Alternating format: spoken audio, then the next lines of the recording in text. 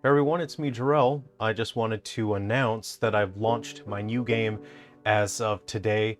This is for now, a PSP homebrew exclusive, but I do want to bring it to other consoles as well. It's always important for me to develop on older platforms as it allows me to improve as a developer. It helps me improve as an artist, and it pushes my skills to keep improving, and it allows me to come up with new and interesting ideas. So the new game that I've just launched is called 4 Hours of Watching Paint Dry. This is a speedrunning game where you have to speedrun 4 hours of watching paint dry. There is a real-time system in the game that keeps track of how long you're watching the paint, but there are distractions that you can perform to help you pass time faster, and you have to try to optimize, but there's certain costs to trying to do distractions to make time pass faster, and they affect your end score. So the goal is to watch 4 hours of paint drying as fast as possible while gaining the highest score.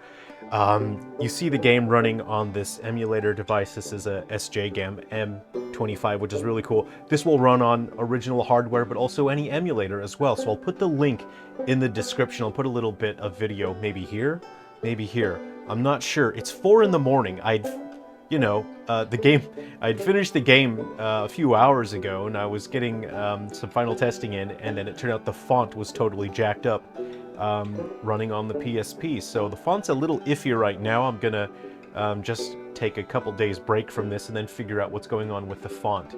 But this is a game that I would like to update and maintain over time, so if you do run into any glitches or you find there's something unexpected, please let me know.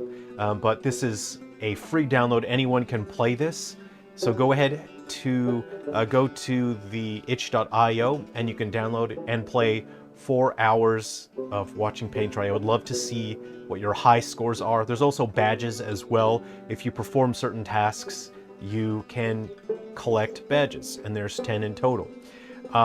If you are interested in making your own PSP games, if you head to the Patreon, I will put the source project to this game on Patreon, so you can actually edit this game. You can turn it into your own game if you want. That's for the Patreon supporters.